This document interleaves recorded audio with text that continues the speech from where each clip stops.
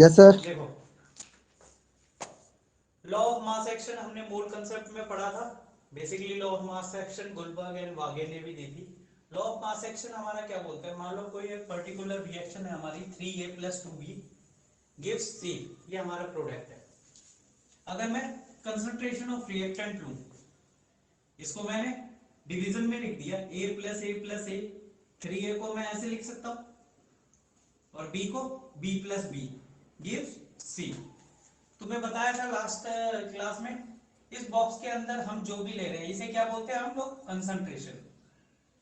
देखा था last class में कंसंट्रेशन क्या था हमारा, मोल बाय वॉल्यूम।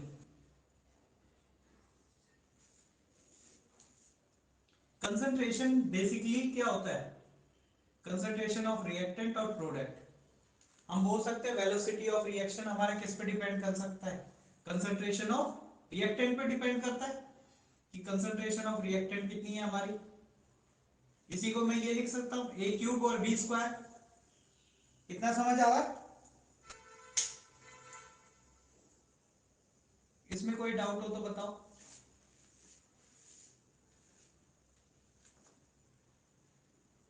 अरे यस नो कुछ तो करा करो, मेरे को लगता है कि तुम लोग सारे गायब हो गए।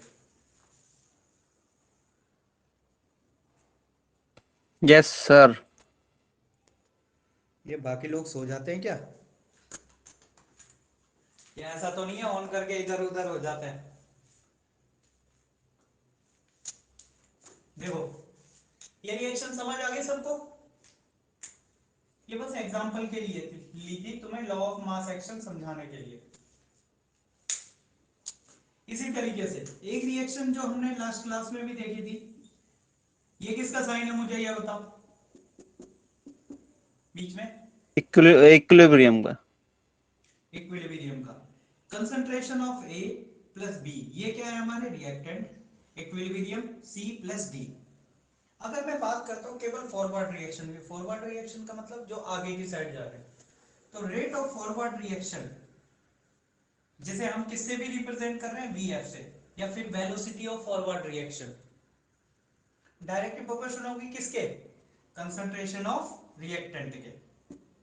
आ रहा है समझ में? अब जब डायरेक्ट प्रोपोर्शन का साइन हटेगा तो VF = KF एक कांस्टेंट आ जाएगा जिसे हम बोल सकते हैं constant for forward reaction, concentration of A and B।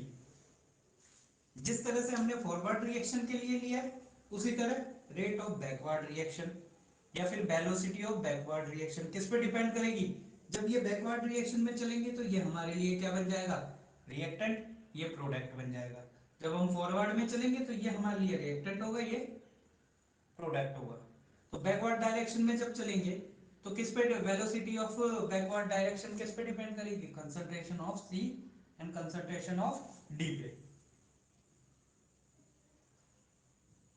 अब जब डायरेक्ट प्रोपोर्शन का साइन हटेगा तो क्या आएगा, एक कांस्टेंट आएगा जिसे हम क्या बोल रहे हैं, equilibrium constant for backward direction.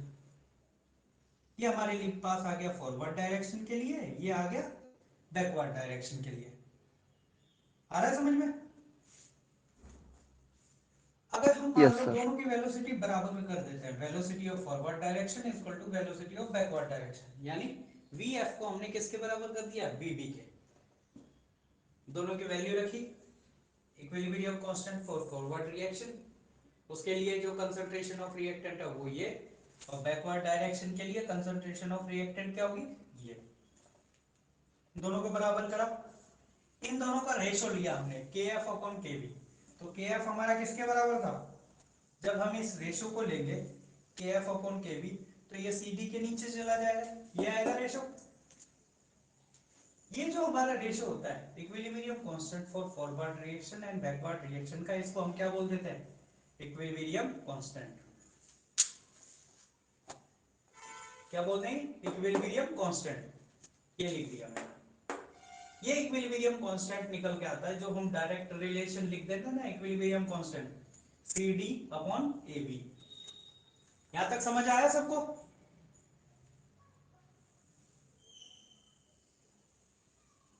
इसमें कोई डाउट हो तो पूछो। यहां तक की बात कर रहा हूं मैं, यहां तक की, ये K की वैल्यू तक, इक्विलिब्रियम कांस्टेंट तक। इसमें किसी को डाउट हो पूछ सकते हो।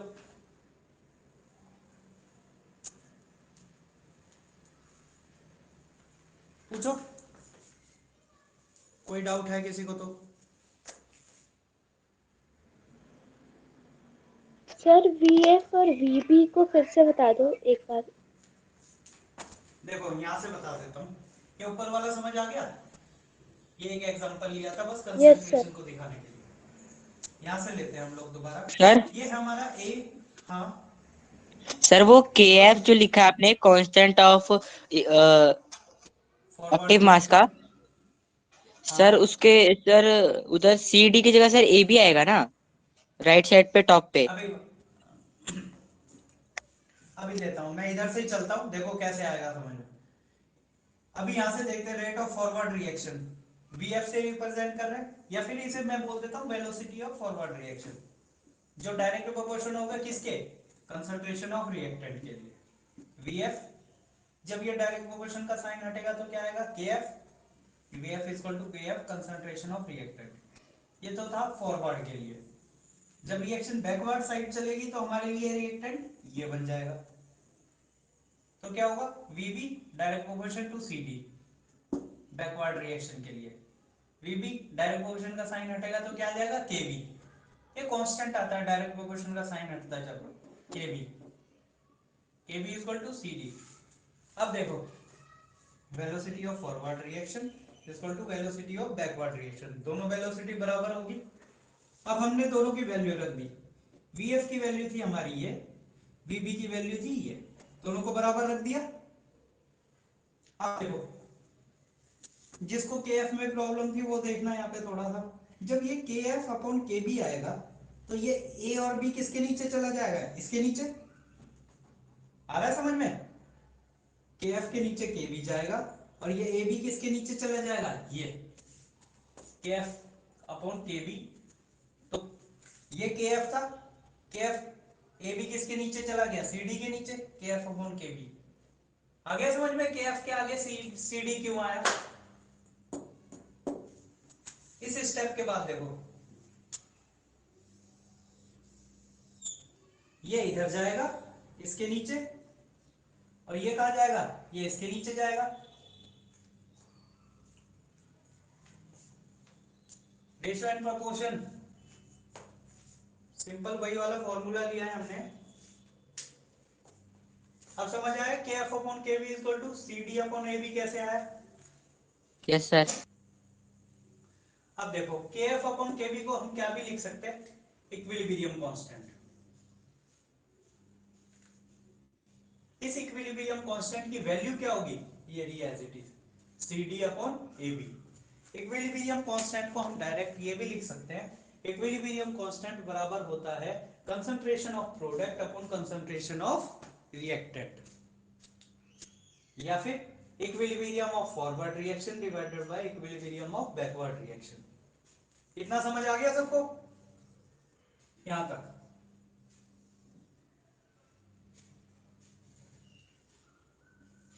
यहां तक कोई दिक्कत हो, अगर यहां तक समझ में आ गया तो एक बार ये नोट कर लो सारा, यहां तक इक्विलिब्रियम कांस्टेंट। इसमें किसी को और डाउट हो तो दोबारा पूछ सकता है, दोबारा बता दूंगा। सर ये केमिकल काइनेटिक क्या है? अरे ये केमिकल काइनेटिक्स 12th वाला चल रहा था, ये केमिकल काइनेटिक्स नहीं है, ये केमिकल इक्विलिब्रियम है। 12th में भी यही चैप्टर चल रहा है, अभी तुमसे पहले 12th वालों की क्लास थी, उसमें केमिकल काइनेटिक्स चल रहा था, तुम्हारा इक्विलिब्रियम चल रहा है। बेसिकली ये जो वाला पार्ट है, पहले जब हमारे टाइम पे क्या हुआ करता था, ये चैप्टर दो पार्ट में डिवाइड था, एक केमिकल इक्विलिब्रियम और आयनिक इक्विलिब्रियम। तो ये वाला पार्ट है मॉलिक्यूलर रिएक्शन से रिलेटेड, ये सारा केमिकल इक्विलिब्रियम में आता है। अब केमिकल इक्विलिब्रियम और आयनिक इक्विलिब्रियम को मिला के एक ही चैप्टर कर दिया, कौन सा, equilibrium.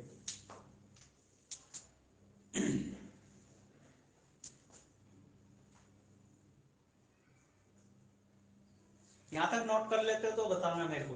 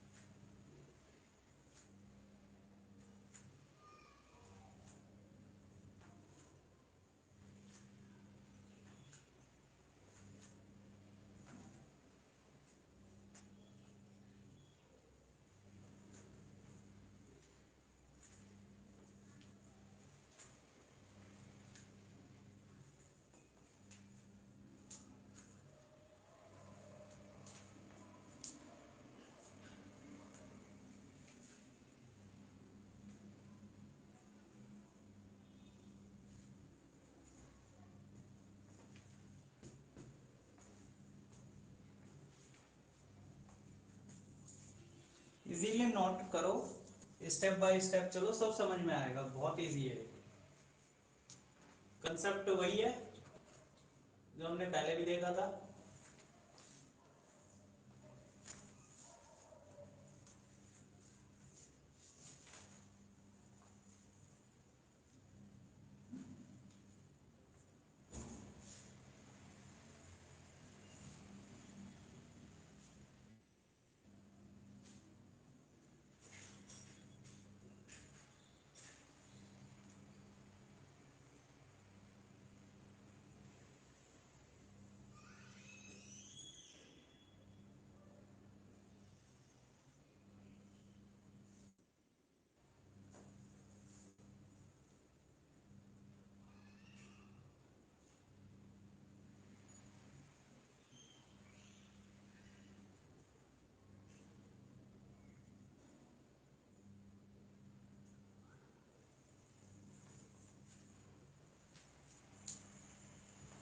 Law of mass action में बेसिकली बोला गया था कि rate of a particular reaction is directly proportional to the concentration of their active masses, कि किसी भी केमिकल रिएक्शन की रेट डिपेंड करती है उसकी कंसंट्रेशन कितनी है उसके एक्टिव मास की। एक्टिव मास बेसिकली किसका ले रहे हैं, active mass of concentration of reactant. तो जब फॉरवर्ड डायरेक्शन में चलेंगे तो रिएक्टेंट हमारे लिए A प्लस बी होगा, और जब बैकवर्ड डायरेक्शन में लेंगे कंसंट्रेशन ऑफ रिएक्टेंट हमारे लिए C प्लस डी होगा।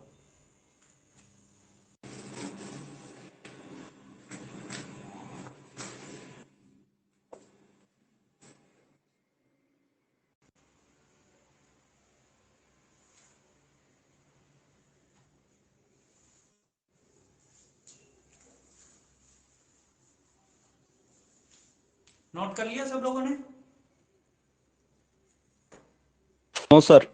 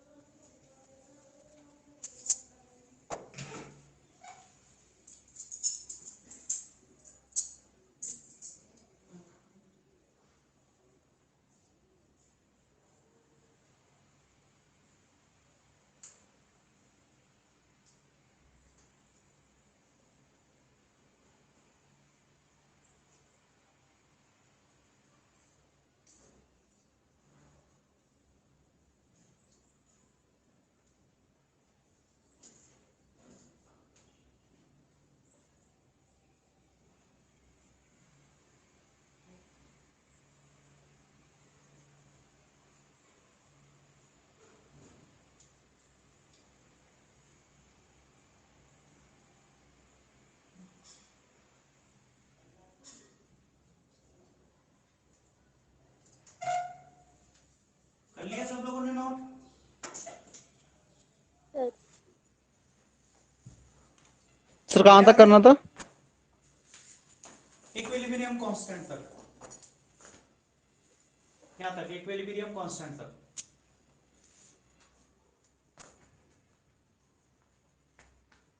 रब कर दो इससे पहले, ये रब कर देता हूं ये वाला पोर्शन।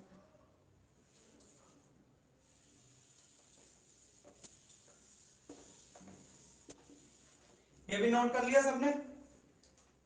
लेफ्ट साइड वाला सर ये KF और KB यस क्या सर, था? यस। KF है equilibrium constant for forward reaction, और KB था equilibrium constant for backward reaction. अगर हम इन दोनों का रेशो लेते हैं KF अपॉन KB का, तो हमारे पास क्या आता है? Equilibrium constant. और अलग अलग लोगे तो equilibrium constant for forward reaction, equilibrium constant for backward reaction. इसको एक साथ लिखना है तो इक्विलिब्रियम कांस्टेंट, जो कि किसके बराबर होता है, CD अपॉन AB के। ये देखो इधर से इसको कंबाइनली K लिख सकते हैं, K इक्वल टू क्या आ जाएगा, ये। इतना हो गया सबका? यस सर, हो गया। चलो बढ़ते हैं, हम आगे बढ़ते और हैं। सर ये VF हमारा वेलोसिटी ऑफ फॉरवर्ड रिएक्शन था ना? हाँ,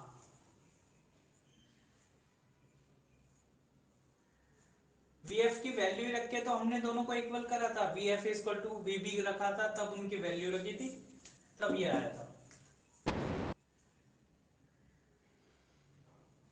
चलो इतना हो गया ना? अब आगे बढ़ते हैं।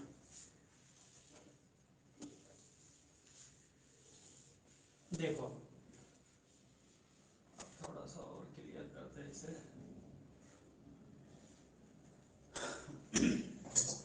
देखो कंसंट्रेशन कभी भी हम रेट ऑफ रिएक्शन के लेके चलते हैं दो टर्म में। लास्ट क्लास में हमने देखा था वॉल्यूम टर्म में और प्रेशर टर्म में। अगर वॉल्यूम टर्म में लेके चलेंगे तो हमें पता है इक्विलिब्रियम कांस्टेंट CD अपॉन क्या होता है, AB। और ये PV इक्वल टू nRT क्या है, याद है क्या है, जल्दी बताओ। Ideal gas equation. भूल गए? Sir ideal gas equation. हाँ, PV equal to nRT। PV equal to nRT। T equal to क्या करेंगे, इस B को हम इसके नीचे ले गए N by B। N by B हमारा क्या था, लास्ट क्लास में भी पढ़ाया था, कंसंट्रेशन, याद है, जिसे हम लोग क्या बोलते हैं, मोल बाय वॉल्यूम। कंसंट्रेशन को हम इससे लिख सकते हैं, ये बॉक्स बताया था। Yes sir. देखो ये कंसंट्रेशन को हम ऐसे लिख सकते हैं, तो ये P इक्वल टू होता है कंसंट्रेशन RT। अब इसी इक्विलिब्रियम कांस्टेंट को अगर मैं प्रेशर की टर्म में लिखूंगा तो लास्ट क्लास में हमने देखा था प्रेशर की अगर फॉर्म में लिखते हैं तो इक्विलिब्रियम कांस्टेंट Kp की फॉर्म में लिखा हमने, कंसंट्रेशन की टर्म में हो गया Kc और प्रेशर की टर्म में हो गया Kp। तो मैं ये लिख सकता हूं Pc Pd Pa Pb, बिल्कुल वैसे ही जैसे CD अपॉन AB करा था, CDAB। आ रहा है इतना समझ में? अब देखो Pa की वैल्यू क्या होगी, कंसंट्रेशन RT था लेकिन कंसंट्रेशन किसकी, A की, रिएक्टेंट की। ये जो हमारी रिएक्शन थी अभी वही लेके चल रहे हैं हम लोग, A plus B C plus D को Kp के टर्म में लिखा तो Kp equal to PC CD, इन दोनों का प्रोडक्ट किसका, C एंड D का, और फिर डिवाइडेड बाय इन दोनों का प्रोडक्ट। तो P की वैल्यू क्या लिख सकते हैं हम, PART PBRT PCRT DRT, जिसके लिए भी लिखेंगे। अब देखो अगर हमारी रिएक्शन है A प्लस B C और D, सेम रिएक्शन है ये वाली, बस मैंने इसके आगे क्या ऐड कर दिया, इसके नंबर ऑफ मोल। मान लिया हमने A का नंबर ऑफ मोल है N1, B का नंबर ऑफ मोल है N2, C के नंबर ऑफ मोल है M1, D के नंबर ऑफ मोल क्या है M2। तो Kp लिखा, इधर से ही ले लिया हमने। नंबर ऑफ मोल्स Pc के ऊपर कितने थे number of mole, M1, D के इक्वल टू क्या था M2। आ रहा है समझ में सबको? Yes sir. ये देखो और पास में लिख देता है, ये नंबर ऑफ मोल्स के साथ है। अभी नोट मत करना, जब बोलूंगा तब नोट करना। ये तो P के टर्म में लिख दिया हमने इसी इक्वेशन को, और C की टर्म में लिखेंगे तो ये जैसे हमने C के टर्म में ये लिखा था, ये P की टर्म में और ये C की टर्म में, इसी को ही हमने एज इट इज लिख दिया, Kc को इधर Kp को इधर, बस क्या ऐड हुआ है इसमें, नंबर ऑफ मोल्स। और नंबर ऑफ मोल्स पता है सबको किस में चले जाएंगे, पावर में। फर्स्ट इक्वेशन जो लिख Yes, के sir. दिखाई थी, a raise to the Yes, sir. Power 3 b raise to the power 2, बिल्कुल वैसे ही लिखा है हमने और कुछ नहीं किया। अब देखो एक बार इसे पूरा कर लेते हैं। Kp is equal to Pc raised to the power m1 Pd raised to the power m2 Pa raised to the power n1 Pd raised to the power n2। अब देखो ये जो हमने P की वैल्यू निकाली थी यहाँ सारी, इन वैल्यू को बताते जाओ, यहाँ पे पुट करते जाएंगे हम। Pc के लिए क्या है, Pc CR. CRT की पावर क्या आ गई, m1, M. और D के लिए क्या होगा, D RT पावर क्या होगी, m2। बस ये PA PB सबकी वैल्यू किस में पुट कर दी, इस इक्वेशन में पुट कर दी, डिवाइडेड बाय A RT पावर n1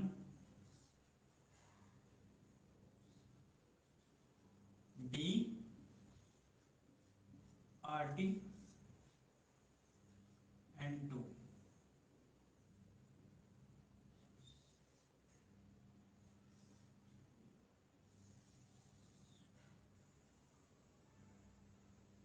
आ रहा है समझ में? बस हमने कुछ नहीं करा, पावर रखी है और कुछ नहीं करा। अब देखो अगर मैं तुम केसी की वैल्यू ध्यान से देखोगे, केसी की वैल्यू देखो ध्यान से,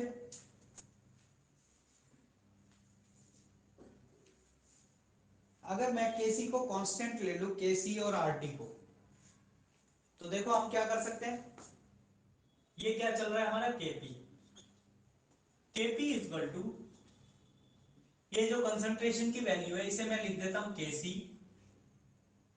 इसे छोटा सा लिख देता हूं आरटी। देखो ये सारी वैल्यू कहां से ली हमने, इधर से लिए, राइट हैंड साइड से। इसे लिख देते हैं m1 plus m2 minus n1 plus n2। कोई बता सकता है ये क्या है, number of moles of product minus number of moles of reactant. जैसा हम लोगों ने थर्मोडायनेमिक्स में करा था, डेल एन की वैल्यू याद है, number of moles of product minus number of moles of reactant, बिल्कुल सेम वही चल रहा है। इसी से हमारा रिलेशन निकल के आता है Kp is equal to Kc RT की पावर डेल n। ये बहुत इंपॉर्टेंट रिलेशन है हमारा, Kp is equal to Kc, Kp is equal to Kc RT की पावर डेल n। ये इंपॉर्टेंट रिलेशन है, ये सबको याद है। देखो इतना लंबा डेरिवेशन तुम्हें याद नहीं रखना है, मैंने तो बताया है कौन सी चीज कहां से निकल के आती है। हमें केपी की वैल्यू याद रखनी है, केपी कैसे रिप्रेजेंट करते हैं, केसी की वैल्यू याद रखनी है, कहां से आया है निकल के, इक्विलिब्रियम कांस्टेंट याद रखना है। मैं तो एक एक चीज ली है कि कौन सी चीज कहां से निकल के आती है, जिन जिन पे स्टार मार्क लगा है ये तुम्हें याद होनी चाहिए। बस याद क्या है, अगर डेरिवेशन से वैसे भी याद है सब कुछ तो अपने आप निकल के आ जाएगा। Kp इज इक्वल टू, तुम्हारी बुक में रिलेशन देखोगे, Kp is equal to Kc RT raise to the power del n। R क्या है हमारा इसमें, गैस कांस्टेंट, T है temperature in kelvin, del n क्या है, difference in number of moles, product minus reactant. Kp equilibrium constant किसके लिए? Pressure के लिए। Kc इक्विलिब्रियम कांस्टेंट किसके लिए? कंसंट्रेशन बेस पे।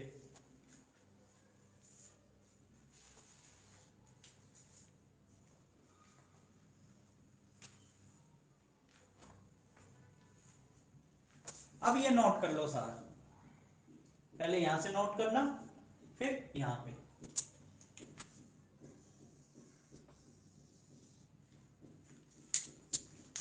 इतना नोट कर लो,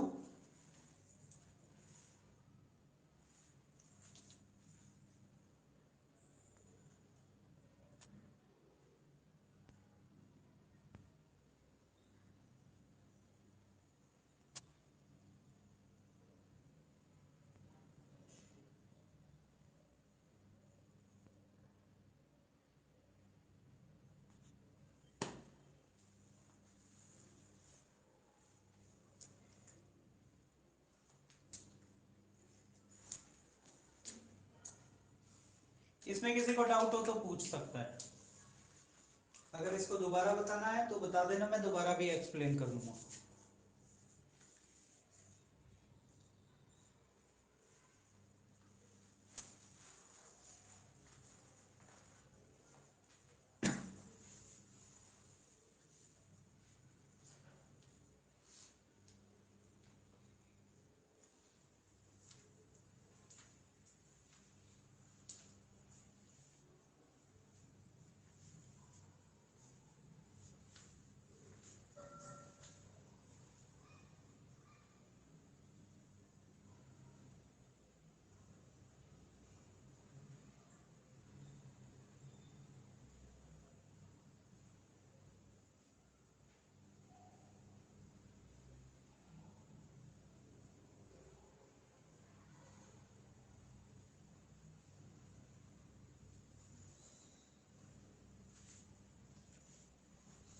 नोट कर लिया? No sir. कर लो।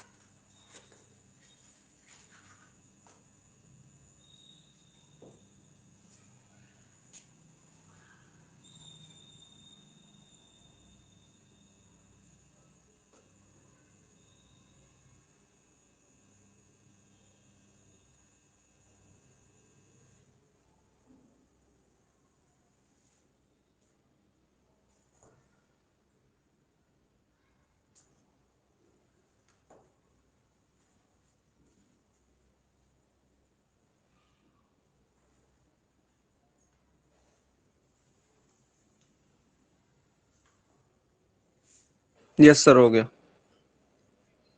बाकी लोगों ने भी नहीं कर सर, लिया अभी ना? नहीं हुआ। चलो कर लो।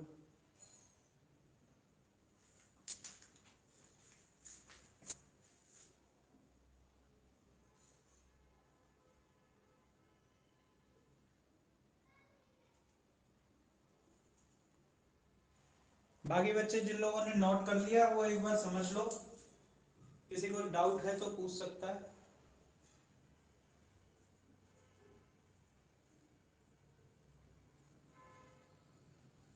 वैसे सिंपल चीज है, कोई ज्यादा हार्ड नहीं है। ये डेरिवेशन किसी को याद नहीं करना ना, ये पेपर में आएगा, लेकिन रिलेशन कैसे कैसे निकल के आते हैं वो देखना है तुम्हें। Kp equal to KCRT raise to the power del N, बहुत इंपॉर्टेंट है, इस पे क्वेश्चन आते हैं। Concentration of reactant, equilibrium constant, sir set please. Equilibrium constant. हाँ बोलो।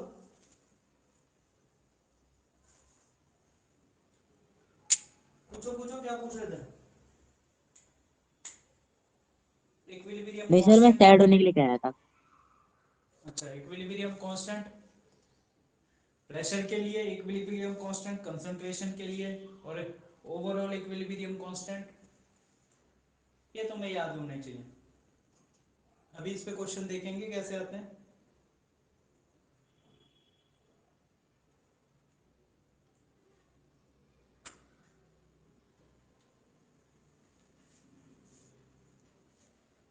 नोट कर लिया, रब करूं?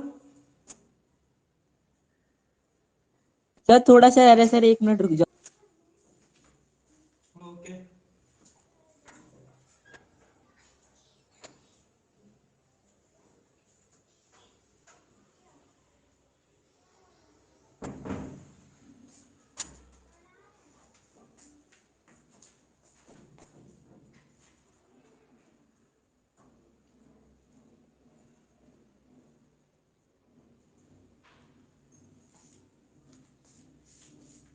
चलो, जब तक मैं राइट हैंड साइड वाला रब कर देता हूं।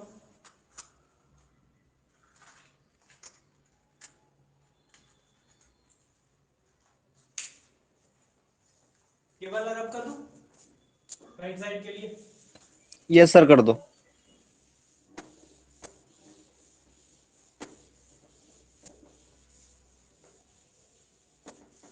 सर एक चीज पूछना था। हम्म सर ये के केपी इक्वल टू केसीआरटी कैसे आया? बस। देखो, Kp इक्वल टू KCRT देखो कैसे है। अभी Kc की वैल्यू तुम्हें बताई थी क्या होती है, यस साइड सर। में नोट करी थी। Yes RT sir. सब में कॉमन है। अगर यस मैं सर। इसमें से RT और M1 वगैरह ये साइड कर दूं तो बचा हुआ क्या हो जाएगा, CD अपॉन AB, Kc हो जाएगा। कंसंट्रेशन, हाँ। Yes sir. और ये सारा कॉमन, RT सब में कॉमन है। और यस ये सर। क्या है हमारा, इसे हम डेल एन लिखेंगे मोल है। इनको मिला के। ये डेल एन है, ये अब भी पावर में ही चलेगा। आ गया समझ में यस। कैसे आया? Yes sir. Okay sir. चलो, लेकिन एक चीज देखना, ये जो डेल एन की वैल्यू है, डेल एन हमारा है m1 plus m2 minus n1 plus n2। ये केवल किसके लिए होगा, कोई बता सकता है क्या है ये है स्टोइकोमेट्रिक या number of mole of product, और स्टोइकोमेट्रिक या फिर नंबर ऑफ मोल ऑफ क्या है, रिएक्टेंट। केवल किसके लिए होगा, ओनली इन गैसियस स्टेट।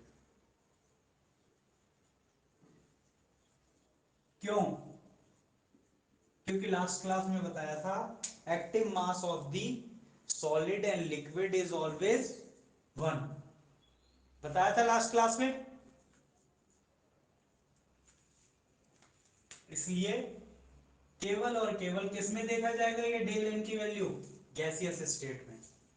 अब जैसे देखो, एक क्वेश्चन है हमारे पास, क्वेश्चन है N2 plus 3S2 equilibrium 2NS3, सारे गैसियस स्टेट में हैं। मुझे इसके अंदर डेल एन की वैल्यू, Kc एंड Kp, बताओ क्या क्या होगा, फाइंड आउट करो इसे।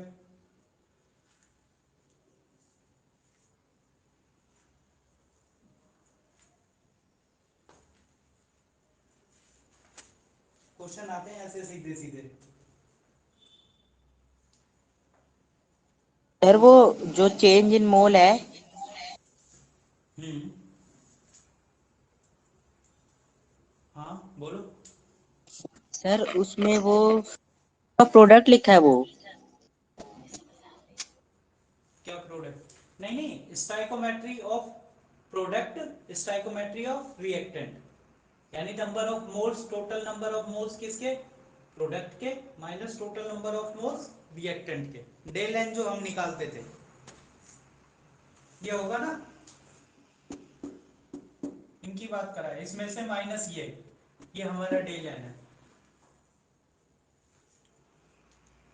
इस क्वेश्चन का आंसर बताओ क्या होगा? N2 plus 3S2 equilibrium 2NS3। इसमें हमें डेल एन की वैल्यू निकालनी है, Kc और Kp।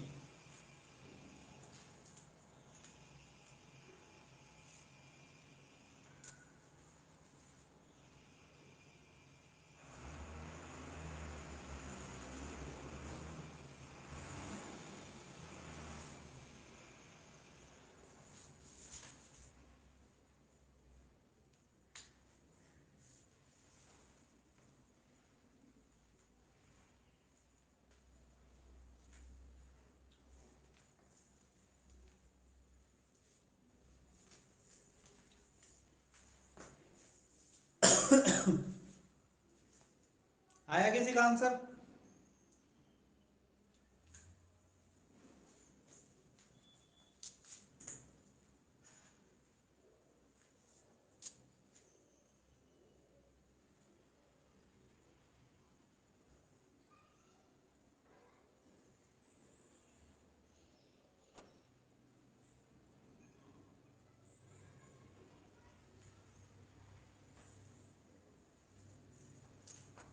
चलो देखो,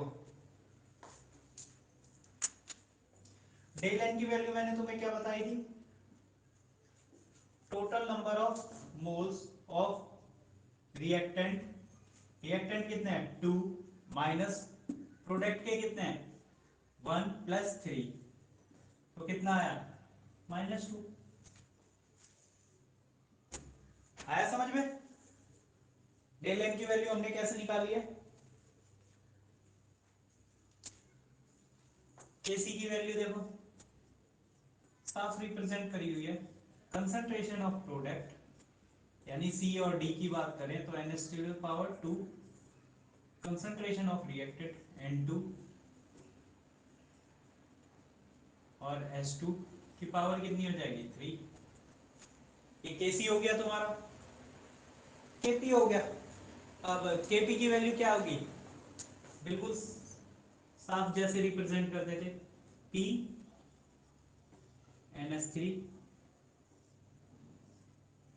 रेज टू द पावर कितना आएगा बताओ?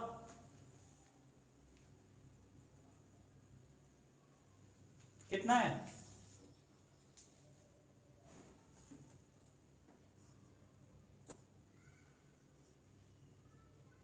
N2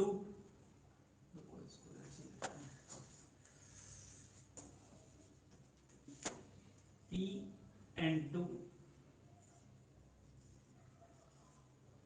P S2। इसको चलो कंसंट्रेशन फॉर्म में नहीं लिखता तो मैं थोड़ा सा अजीब लगेगा, को बिना कंसंट्रेशन फॉर्म में लिखते हैं क्योंकि ये फ्लैशन के साथ है ना।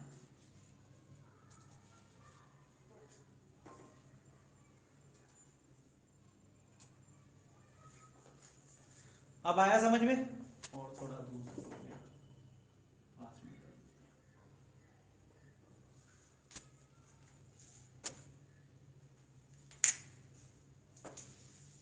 कोई डाउट? सारे बच्चे कहाँ उठ गए धीरे धीरे?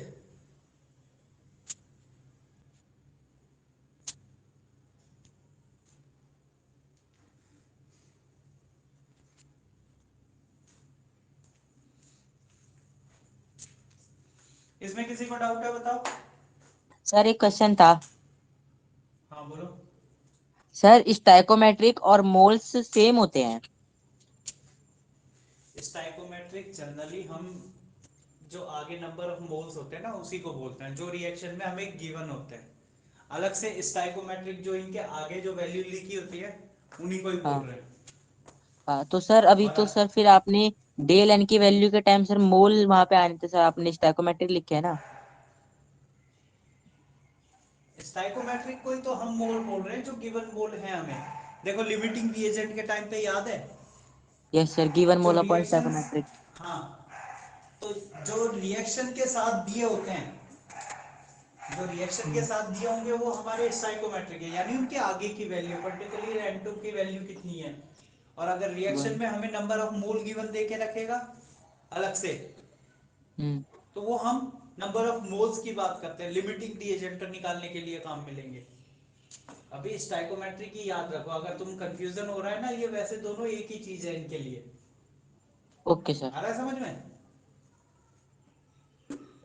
इस क्वेश्चन में कोई दिक्कत है तो बताओ।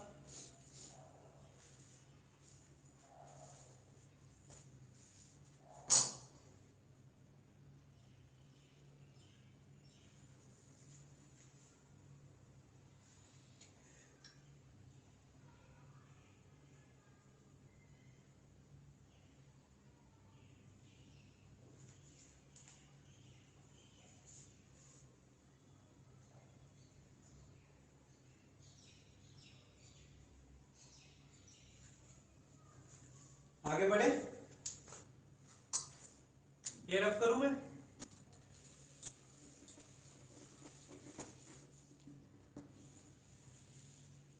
अभी केवल ये रिलेशन लिखा रहने देता हूं मैं। अब देखो, ऐसे ही दूसरा क्वेश्चन देखो तुम, S2 plus I2 equilibrium 2HI। मैं ये क्वेश्चन की प्रैक्टिस इसलिए कर रहा हूं, ये क्वेश्चन आते हैं जो तुम्हारे 2-2 नंबर के क्वेश्चन आएंगे, 3-3 नंबर के क्वेश्चन आएंगे, उसमें एक इक्वेशन दे देगा, तुमसे डेल एन केपी केसी की वैल्यू पूछेगा।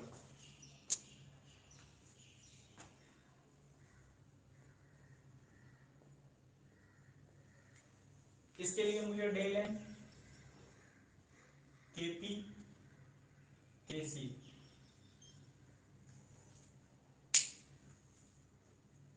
एक क्वेश्चन मैंने बता दिया था, अब इसके लिए तुम बताओगे मुझे।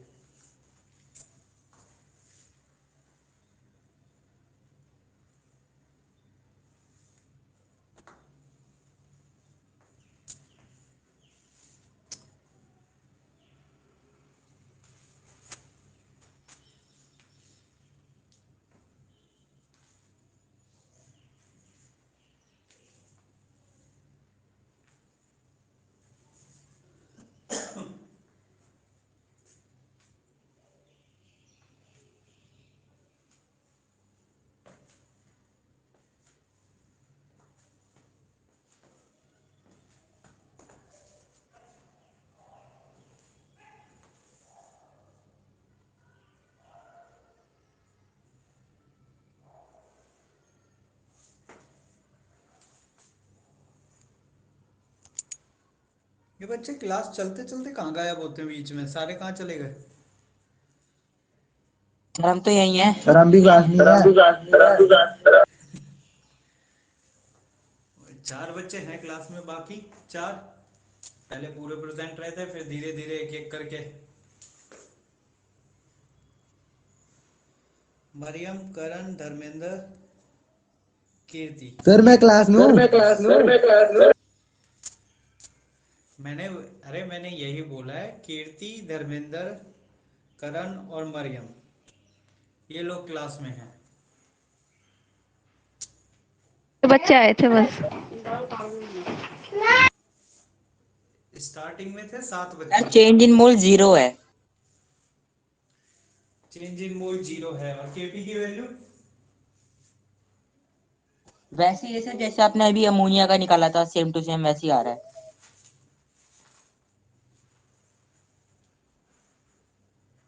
वही करना है बस, और क्या है?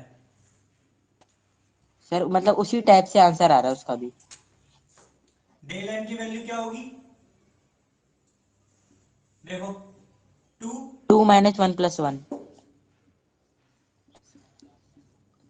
बाकी बच्चों को समझ आ रहा है क्या हो रहा है? ये केसी कुछ नहीं करा, कंसंट्रेशन ऑफ रिएक्टेंट देखो, HI raise to the power 2, और ये S2 और I2। केपी क्या होगा? THI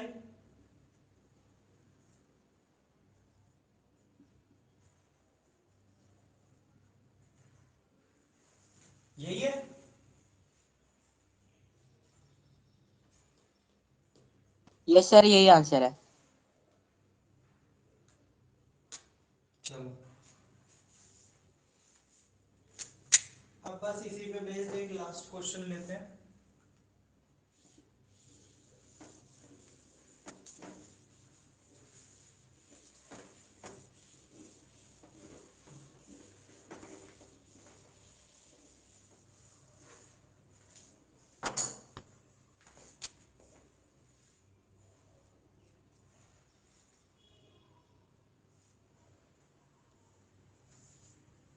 सब लोगों ने नोट कर लिया, बढ़े आगे।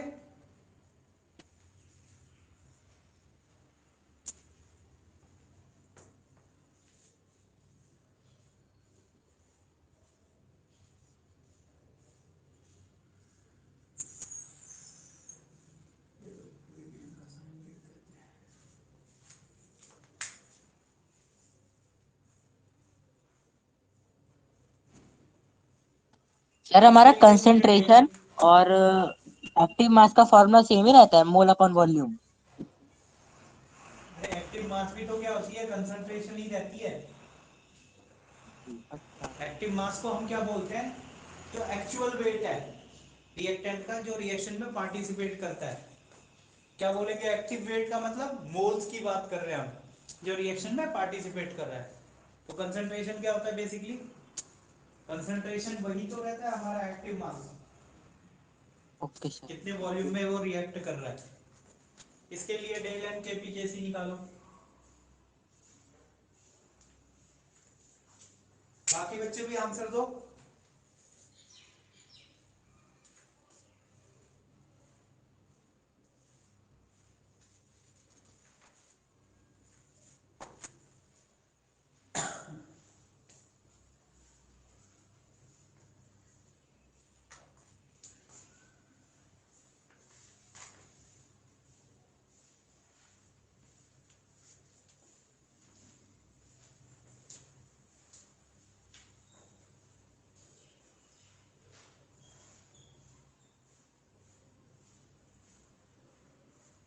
सर ये जो कैल्शियम कार्बोनेट है ये हमारा रिएक्टेंट होगा ना?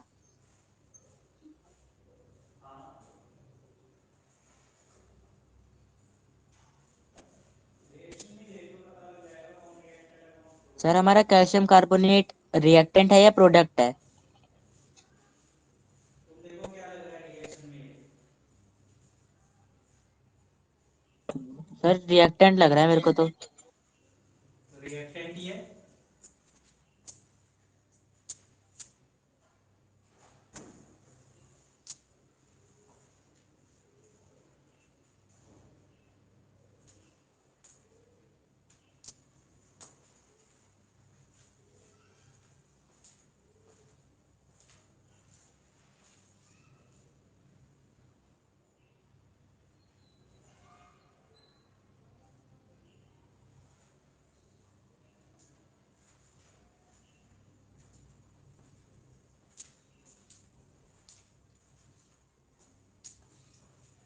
देखो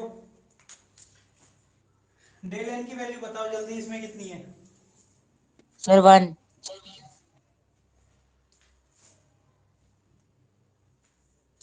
वन कैसे आई है। सर प्रोडक्ट के सर दोनों मोल और माइनस में रिएक्टेंट के मोल। अब देखो यही गलती होती है, आंसर तो चलो सही आ गया।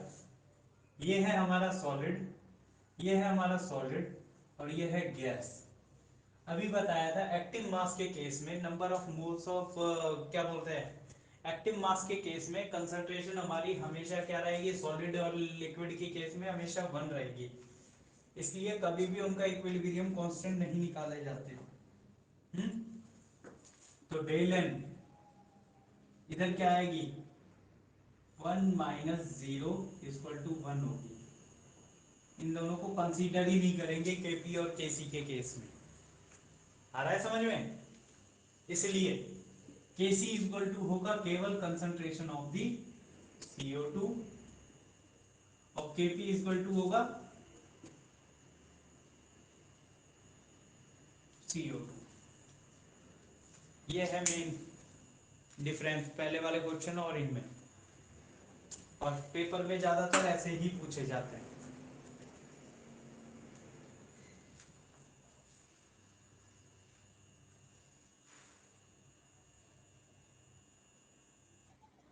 तो सर हमें ये याद करके रखना पड़ेगा कि कौन सा सब्सटेंस सॉलिड है, कौन सा गैस है। जनरली जब पेपर में दे देता है, वो देखने से भी पता लग रहा है कैल्शियम ऑक्साइड है वो सॉलिड ही रहता है और CO2 केवल इसमें गैस है। नहीं तो वो पेपर में गिवन देता है कि ये सॉलिड है ये गैस है।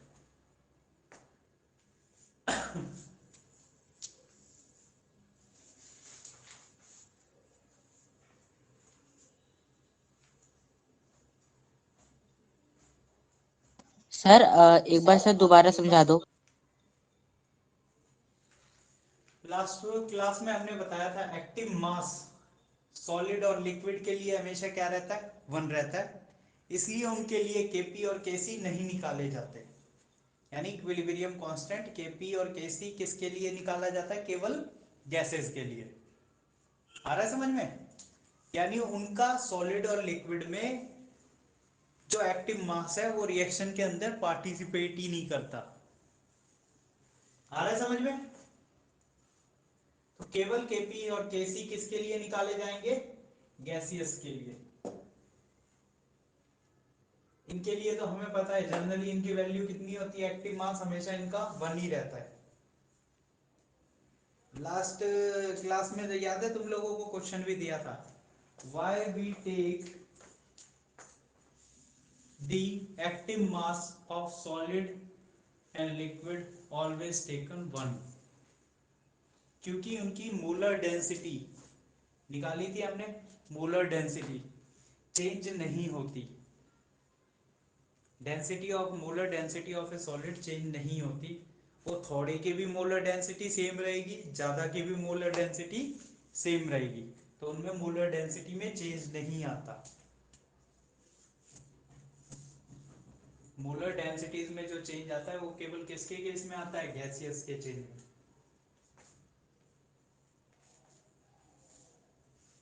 आगे बढ़े।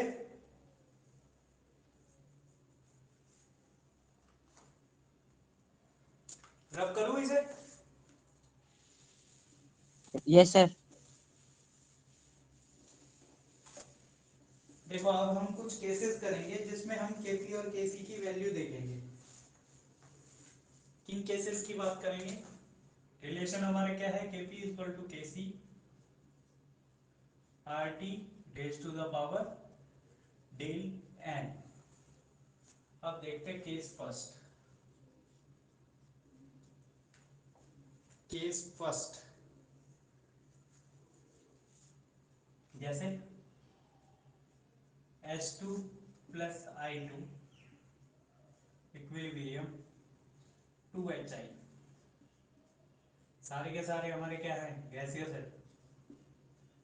अभी करा था ये क्वेश्चन, डेल n की वैल्यू कितनी आई थी, 0। तो Kp equal to Kc RT की पावर 0 रखेंगे, डेल n की वैल्यू क्या है, 0। तो ये केवल क्या रह जाएगा, Kp equal to, Kp equal to Kc। बस। जब डेल n की वैल्यू 0 होगी तो Kp किसके बराबर हो जाएगा, Kc के बराबर।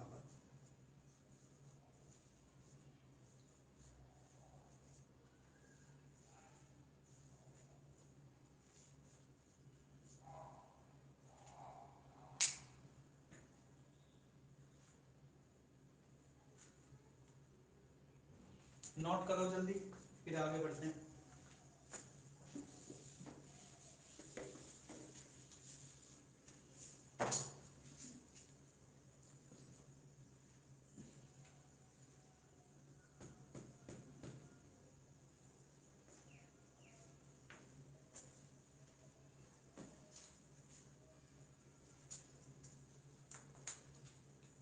दूसरा केस देखते हैं।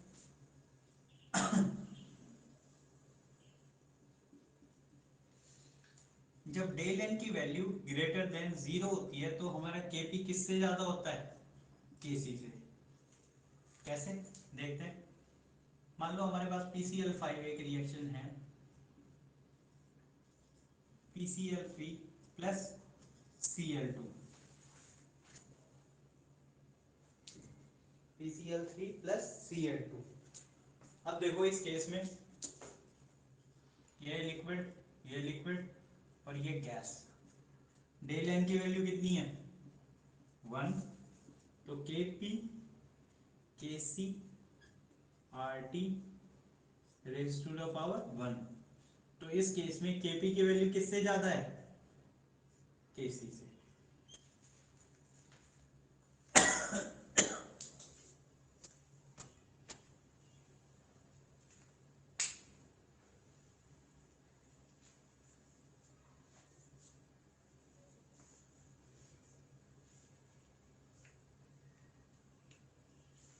समझ में आ रही है ये Kp Kc से क्यों ज्यादा है। अगर RT की कुछ वैल्यू होगी तो Kc में किसका शेयर भी होगा, RT का भी शेयर होगा, तो ऑब्वियसली ये Kp इन दोनों के मल्टीप्लिकेशन के बराबर है, तो अकेला Kp किससे ज्यादा होगा Kc से। Yes sir.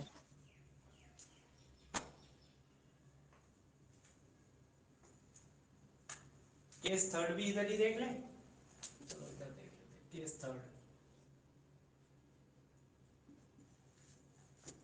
जब डेल एन की वैल्यू लेस देन 0 होगी तो Kp की वैल्यू कम होगी किससे Kc से। एग्जांपल देख लेते हैं N2 plus VS2 equilibrium 2 NS3, सारे गैसियस थे हमारे। डेल एन की वैल्यू कितनी आई थी, अभी हमने क्वेश्चन करा था -2, तो Kp equal to Kc RT raise to the power कितना आएगा -2। इस केस में Kp क्या है लेस देन है Kc। केसी से कम है। ये केस थर्ड हो गया।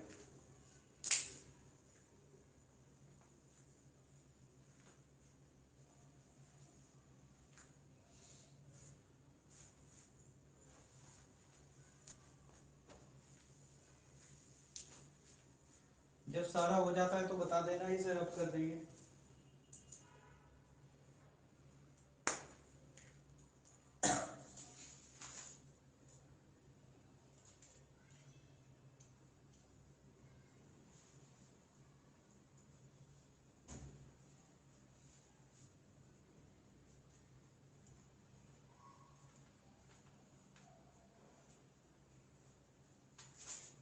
रब कर दे।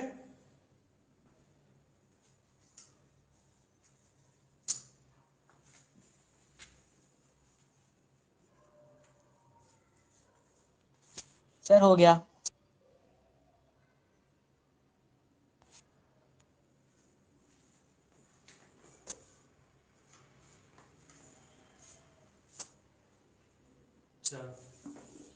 सर क्लास में से 3 बच्चे रह गए हैं। कोई बात नहीं, अब बाकी बच्चों का लॉस होगा जो चले गए। मैं अभी से दोबारा नहीं पढ़ाने वाला,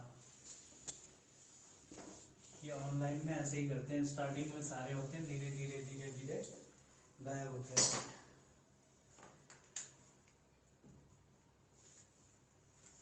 एक स्पेशल कंडीशन और है, स्पेशल कंडीशन देखो। स्पेशल कंडीशन क्या है, जब हम T की वैल्यू क्या ले लेंगे, अगर टेम्परेचर को अगर हम 1/R ले लेते हैं तो Kp इक्वल टू क्या होता है Kc RT raise to the power del N. तो देखो Kc equal to R, T की वैल्यू हमने 1/R ले ली, तो ये क्या हो जाएगा, कट गए दोनों, इसकी पावर डेल एन होगी, 1 के पावर डेल एन कुछ भी होता है। तो इस केस में भी Kp इक्वल टू क्या होगा Kc होगा। सर ये T इक्वल टू 1/R कैसे आया। कंडीशन है, अगर टेम्परेचर को हम क्या ले लेंगे, temperature of a reaction inversely proportional ले लेते हैं, स्पेशल कंडीशन में अगर ले लेते हैं तब की बात है कि हम 1/, कोई हमारा ऐसा टेम्परेचर हो जो 1/R के जितनी उसकी वैल्यू हो, यानी 1/r कुछ भी हो सकता है, 1/r की वैल्यू क्या हो, 8.314 है, 1/8.314 के बराबर कोई टेम्परेचर की वैल्यू हो, या कैलोरी में 1/2 के बराबर हो, 0.5 के, आ रहा है समझ में? उस कंडीशन में भी केपी किसके बराबर हो जाएगा, केसी के।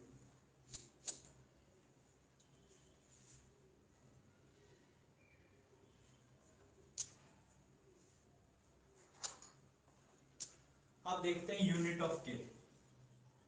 यूनिट ऑफ के लास्ट क्लास में याद है, मैंने कंसंट्रेशन के लिए और प्रेशर के लिए, दोनों के लिए यूनिट बताई थी।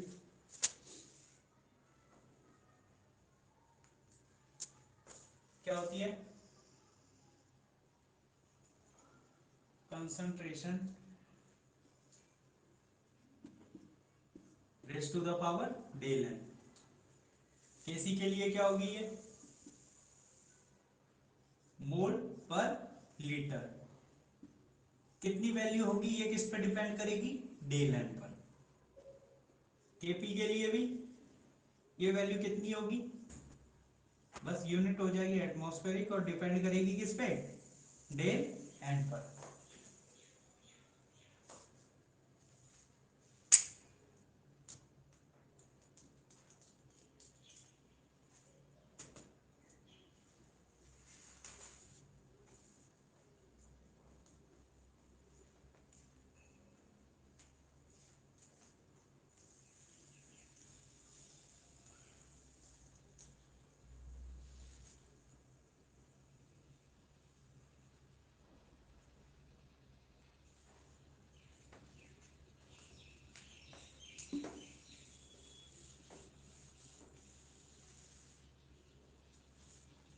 चलो इस पे वैसे एक क्वेश्चन देख लेते हैं।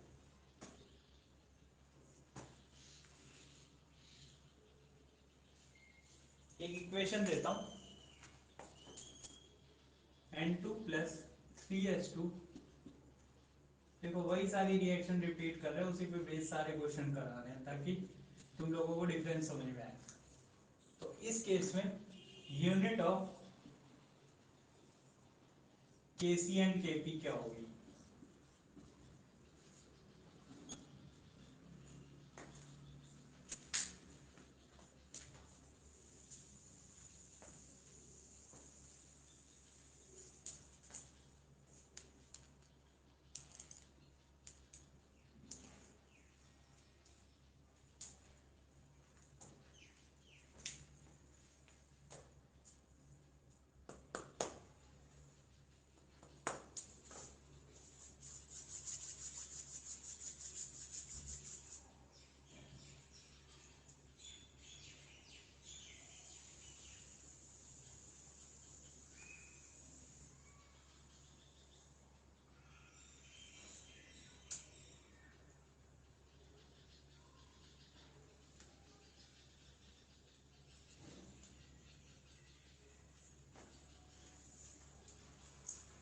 जल्दी बताओ, आंसर सेम ही रहेगा।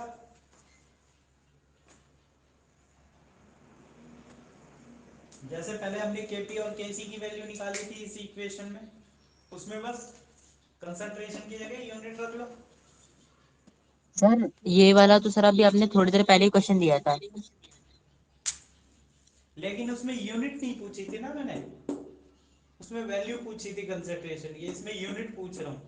यूनिट तुम्हें ऐसे निकालनी है, केपी निकलेगी एटमॉस्फेरिक में और कैसे निकलेगी, मोल्स पर लीटर में। तो सर जैसे हमने कोई वैल्यू निकाल ली है कंसंट्रेशन ब्रैकेट लगा के, तो सर उसके बाद हमें वैल्यू भी लिखनी पड़ेगी, यूनिट भी लिखनी पड़ेगी। देखो वो पूछ सकता है यूनिट कितने। अब देखो तुम्हारा केसी क्या है, NH3 का होल स्क्वायर, ये क्या है N2, इधर क्या है S2 का, कुछ नहीं करना, मोल पर लीटर, मोल पर लीटर का क्या है इधर होल स्क्वायर, इधर मोल पर लीटर, इधर भी क्या आएगा मोल पर लीटर, लेकिन नीचे क्या आएगा क्यू। अब देखो स्क्वायर से ये कट गया, ये जाएगा ऊपर और ये कितना रह जाएगा, ये भी कटेगा, ये रह जाएगा 2 और ये भी कट जाएगा, क्या रह जाएगा मोल पर litre raise to the power -2। इसी तरह केपी क्या आएगा, केपी भी सीधा ऐसे ही आ जाएगा, केवल एटमॉस्फेरिक आ जाएगा और रेज टू द पावर -2। आया समझ में? यस सर आ गया। तो इसलिए एक चीज याद रखना,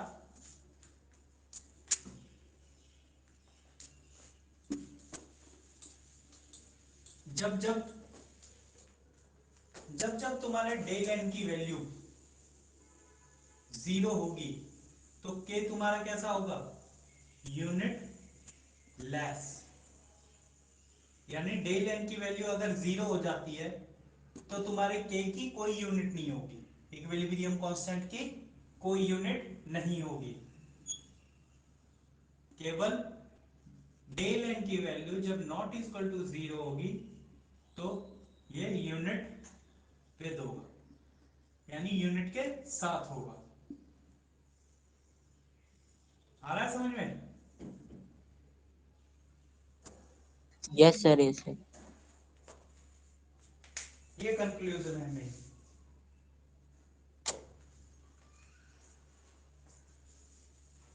ये ध्यान रखना थोड़ा सा।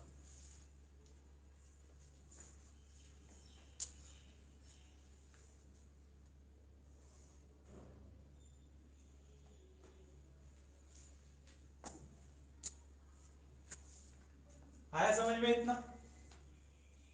Yes sir. चलो जो बच्चे चले गए उनका लॉस हुआ, तुम लोगों का इतना सर कवर मेरे हुआ, ख्याल से अभी हम 2 ही हैं शायद से। कोई बात नहीं। अब सर आज के लिए इतना ही रख लेते हैं, बाकी ओके कल सर। अपनी ऑफलाइन क्लास होगी, है ना? ठीक ओके सर। चलो ओके, कल मिलते हैं ओके फिर हम। Okay sir.